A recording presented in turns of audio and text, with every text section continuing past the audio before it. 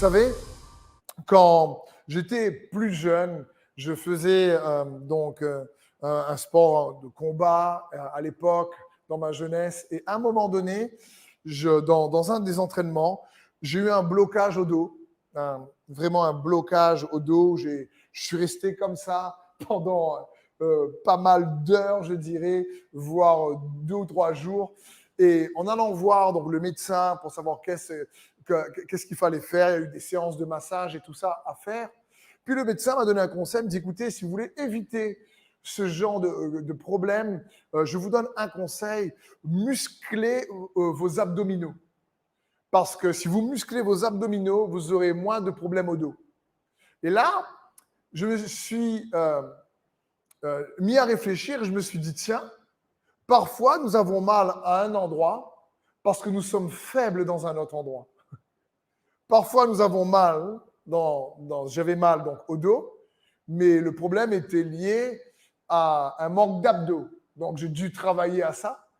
Et quelque part, ça me fait penser que spirituellement parlant, c'est souvent la même chose. C'est la différence entre la racine et les branches, entre réellement les symptômes et le foyer. Je prends l'exemple, parfois on peut être réellement oppressé, on peut être sujet à la dépression parce que le problème n'est pas forcément juste les circonstances difficiles que nous traversons, mais le problème, c'est peut-être que nous avons besoin d'être fortifiés spirituellement. Il faut que les abdos spirituels soient à ce moment-là fortifiés.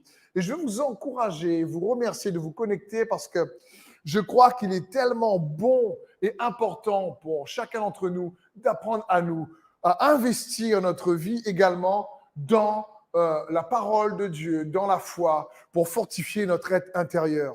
Surtout, ce qui compte, c'est que nous puissions investir pour être fortifiés spirituellement. Ça, c'est quelque chose qui, en réalité, est efficace et rapporte des dividendes pour notre santé morale, notre santé physique. Par exemple, dans 3 Jean, au chapitre 1, verset 2, la Bible dit « Bien-aimé, je souhaite que tu prospères à tout égard et sois en bonne santé comme prospère l'état de ton âme. » Ici, ça parle d'une prospérité, d'une paix de l'âme qui agit sur la santé. Et il dit, je souhaite que tu prospères à tout égard, même à l'extérieur, même dans ton environnement, mais surtout, tout ça est lié à la prospérité de ton âme et que la santé de ton âme puisse aussi se refléter sur la santé de ton corps. Donc, on voit bien parfois entre le foyer et le symptôme, c'est pas la même chose. J'avais mal au dos, mais en fin de compte, le mal de dos était lié à un autre problème. Et je crois plus que jamais également qu'il est bon pour nous en tant qu'enfants de Dieu, ou peut-être que tu me regardes pour la première fois, je sois plus que le bienvenu. Il est bon en tout cas en priorité d'apprendre à fortifier notre esprit, notre être intérieur, que notre âme puisse, par notre esprit de plus en plus fortifié, être en bonne santé. Et pour cela, la prière est la clé.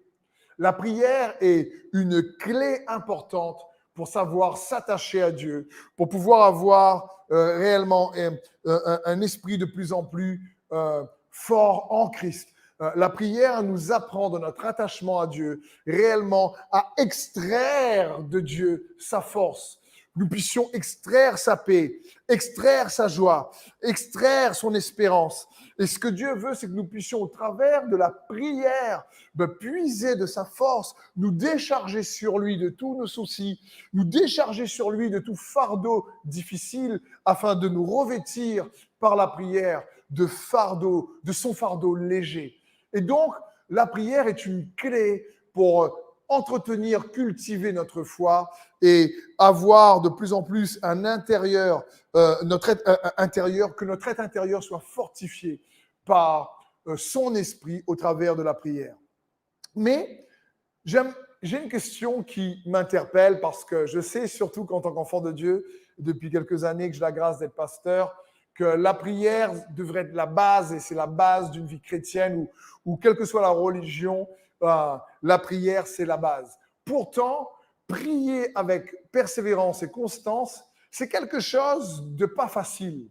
Et ma question, c'est pourquoi c'est si dur de prier. Pourquoi c'est si dur de prier avec persévérance parfois? Comment démasquer certaines erreurs par rapport à la prière qui nous empêchent d'être assidus, de prier mieux ou de prier plus? Pourquoi donc c'est si dur de prier? Et le premier point que j'aimerais voir avec vous pour répondre à cette question est très simple. Je crois personnellement, c'est parce qu'on a trop compliqué la prière. On a trop compliqué. On a rajouté beaucoup d'obstacles on a rajouté beaucoup de contraintes au niveau de la prière. Ce qui fait que on a perdu parfois la simplicité de la prière. Et du coup, il y a une complexité attachée à la prière qui nous démotive parfois. Le passage de Matthieu 6 au verset 5, lorsque Jésus dit « Quand vous priez, n'imitez pas ces hypocrites qui aiment à faire leur prière debout dans les synagogues et à l'angle des rues. Ils se tiennent là pour être remarqués par tout le monde.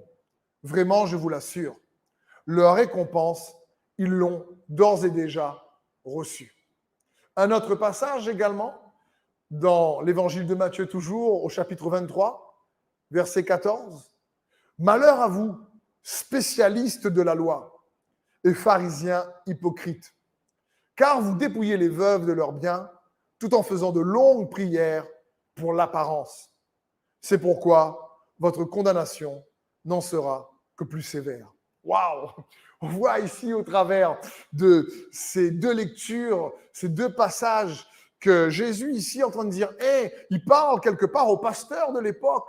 Il leur dit, vous pharisiens, vous maîtres de la loi, vous les spécialistes de la loi, vous êtes des acteurs. Le mot hypocrite ici veut dire acteurs. Vous êtes des acteurs. Il dit, le premier verset dit, vous aimez prier à l'angle des rues pour qu'on vous voie. Et l'idée, c'est vous faites des prières pour être éloquent, trouver des mots parfois complexes et qui, en fin de compte, amènent les autres à se sentir parfois inférieurs parce qu'ils se disent « Oh, moi, je ne sais pas prier comme ça. » Tu as vu toute la phrase magnifique qu'il a dû dire. « Ouh là là, regarde-moi comment le pasteur a prié une prière incroyable. » Et du coup, les autres se disent « Ouh là là, moi je ne sais pas très bien parler, je préfère pas vraiment parler, est-ce que Dieu va m'entendre, je ne sais pas prier comme ça. » Et c'est ce que Jésus reproche ici. Il dit aux pharisiens de l'époque, il dit « vous êtes des acteurs, quoi. » Et Jésus dit ici à la foule, surtout dans Matthieu 6, comme on l'a lu,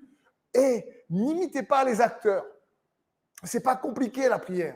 Vous faites de longues prières pour qu'on vous voie selon l'apparence. En plus, vous pensez que Dieu va vous entendre parce que vous êtes éloquent et parce que votre prière est longue. Mais parfois, si c'est trop long, on dort. C'est une question de cœur en réalité. C'est d'abord une question de cœur. Dieu entend surtout ton cœur lorsque tu pries. Dieu ne va pas dire « Oh, le Seigneur va dire, écoute, là, franchement, de quelle église il est, lui? Ah ouais, de telle église. Cette église-là, je l'écoute bien. Ah, cette église-là, je l'écoute moins. Ah non. Ah, là, c'est une église vraiment qui prie bien. Lui vient de cette église. Mais Dieu n'est pas comme ça. Dieu ne regarde pas dans quelle église tu es. Il ne regarde pas quelle position tu as. Il regarde le cœur sincère qui s'adresse à lui. Donc, et là, il est en train de dire, surtout dans Matthieu 6 et 23, n'imitez pas ces acteurs. Et nous devons tous donc comprendre que Jésus est en train de dire ici, c'est pas la prière longue, c'est pas la prière éloquente. Non, c'est pas ça. C'est une prière qui vient du cœur. Il dira même dans un autre passage, quand tu pries, ferme la porte de ta chambre et ton Père qui est dans le lieu secret te voit. Il te dit, c'est en toi et ton Père, c'est une question d'intimité entre toi et lui, de cœur à cœur, parce que Dieu regarde à nos cœurs lorsque nous prions. Donc le premier point qui fait que souvent on ne persévère pas dans la prière, ou pourquoi c'est si dur de prier, c'est parce que même s'il y a toutes sortes de prières, on a tendance à compliquer la prière, alors que la prière est tout simplement non pas un monologue, mais un dialogue entre Dieu et toi. Ton cœur qui s'exprime envers un Père aimant, qui te voit dans le secret et qui t'entend. C'est juste comme tu parles à une personne. Dieu est une personne, cette personne de la Trinité, Père, Fils et Saint-Esprit, qui t'entend.